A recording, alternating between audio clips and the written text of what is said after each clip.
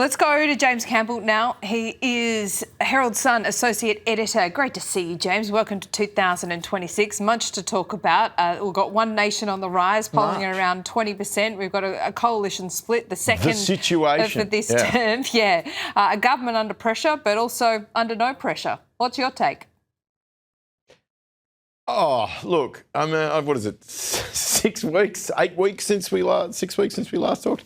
Well, you know, if you'd come in 3 weeks ago, we'd have had a discussion about what a bloody awful summer the Prime Minister was having and how he was under all this pressure and he'd been exposed and he was going to start the year on the back foot.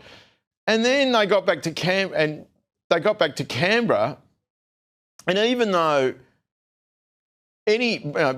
basically all summer the Prime Minister had been walking around constructing a thing with a big sign saying, you know, bear trap in the high viz, anyone could see what was going on. The coalition, well, the former coalition managed to walk into it. Like, it was quite an extraordinary effort of active self-harm. He's gone from a situation in which people were seriously starting to question how long the guy was going to last, to just a clear run where, you know, there's an old joke that a French politician once made in the 1970s. He was discussing Germany. He said, "I love my Germany. That's why I'm so glad there are two of them." And it's like, you know, the Albanese is so glad he loves the opposition. That's why he's so glad there are three of them now. He's got One Nation, he's got the National Party, and he's got the Liberal Party, all fighting like cats in a bag. The guy can't believe his luck. There's no justice in this world in politics, really, is there? It's not. No, and a week is a long time. I mean, we'll see what happens next Tuesday, but it does look farcical. I mean, someone described it as a joke, this push against Susan Lee at the moment. They can't seem to get together. Every single Liberal we've had on this morning said, well, no one's called me. You know, it's whether you believe them or not, I guess. No, I don't think so either. But what it goes to is Susan Lee's lack of authority.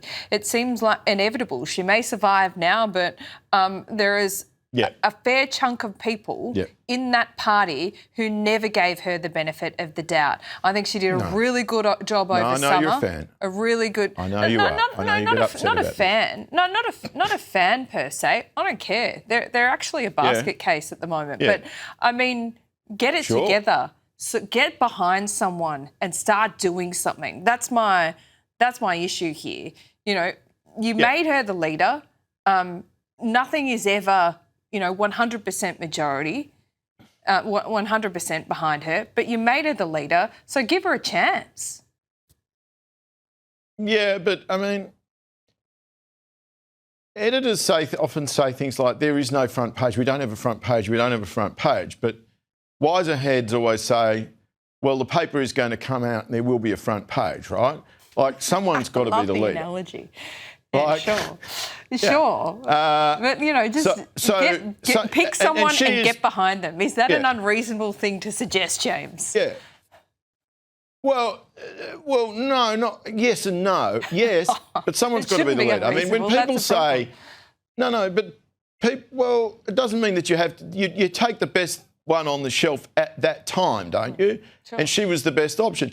When we say that, you know, it's not on, what we really mean is it's not on this week, right? Like, nobody you speak to thinks that she's leading them to the next election. Let's be frank about that. That's true. They are all debating when is the appropriate moment, basically, because when will it suit me to get rid of her is what they're all really thinking about. So at the moment, you've got a big block of mods and a few others who don't want change, and they are, quote unquote, supporting Susan. And some of them probably really are supporting Susan. They think she's I wouldn't say best, but I'd more say like least worst option. Yep. And then you've got the right, which is the majority of the party room, and they are at the moment divided between those who would like Andrew Hastie and those who would like Angus Taylor. And who is the biggest block in that right is not entirely clear, and it's not entirely clear which way the left will jump, would be my read. And people can run around,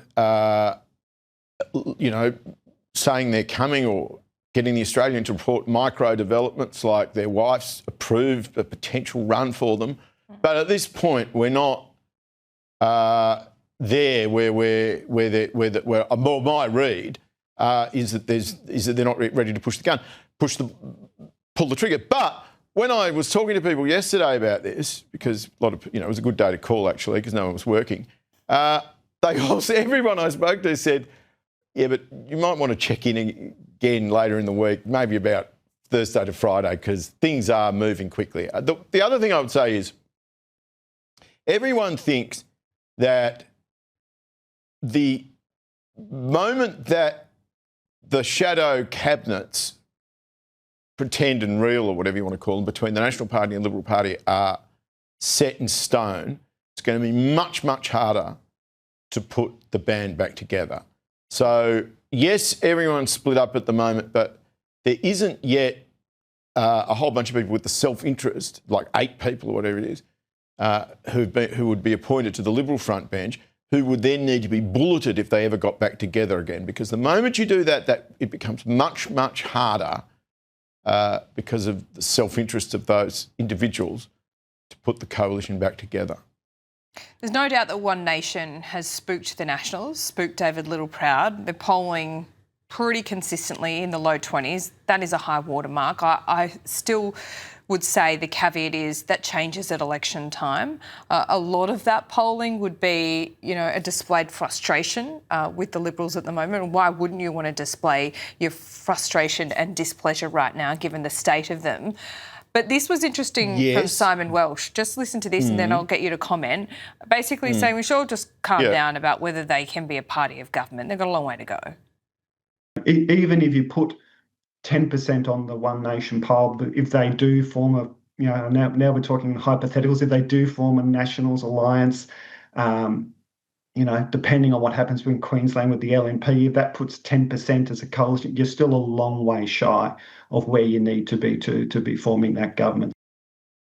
Not to discredit One Nation, Pauline Hanson, I think there's certainly a Barnaby effect there as well. You've got to look at what's happening in the UK too. I think there are parallels. Hang on, I think there are parallels there. I mean, they've just lost Suella Braverman to Farage. I think there are parallels here, and I wouldn't never put anything past One Nation.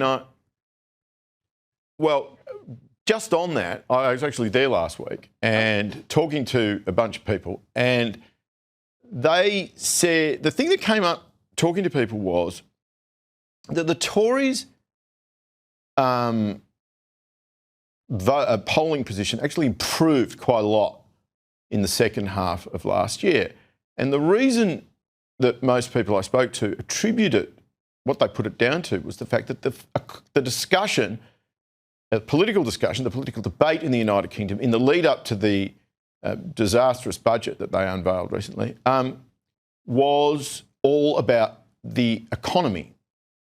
So Farage and reform surges when the political discussion is about something like immigration.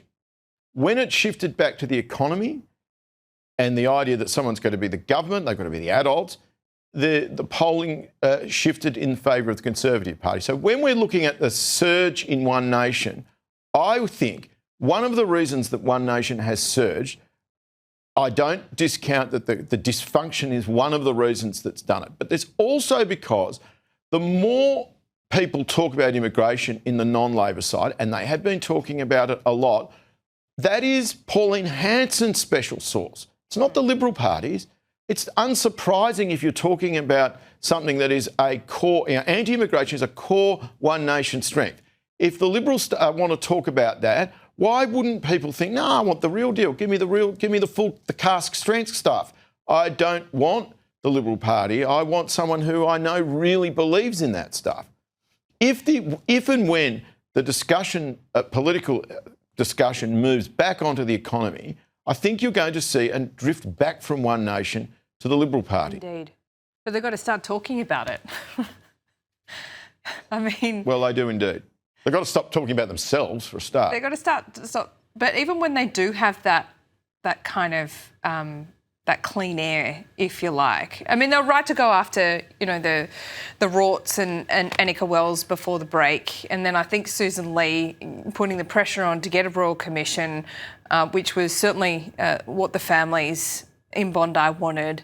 I think she's done all those things, and that was right to cover over summer. But we are still in a cost of living crisis. Interest rates are about to go up. We're going to get inflation data. There's a housing crisis. I can't remember the last time a Liberal or national... The Japanese bond market's also just gone into meltdown. Don't forget the Japanese bond market. That's okay, I won't forget the Japanese That's going to be a big... No. You laugh, but the Japanese bond market's going to be a huge thing going forward this year. Yep, I agree. Massive thing. But when's the last time we had any Liberal member talking about the economy? I don't know. Can you remember? It's funny you should talk about poor old Annika Wells. Well, no, it's funny you brought up Annika Wells. I mean, after Bondi and everything that's happened there, and then now all this, I'd actually forgotten poor old Annika, and which is probably what she wants. But and I can't be the only one. When you mentioned, I suddenly thought I have not thought about that probably since mid-December, unsurprisingly. But yeah, there's that still bubbling away in the background. Mm-hmm. Yep, it certainly is. Well, not really. It's kind of they've changed the rules. She's survived, and that's it. I mean, if the coalition, well, not the non-coalition, the Liberal Party can turn their attention the coalition can turn their attention to the economy, maybe they will get some traction. But James, we are out of time. We'll see you next week. Oh well, it's good to see you.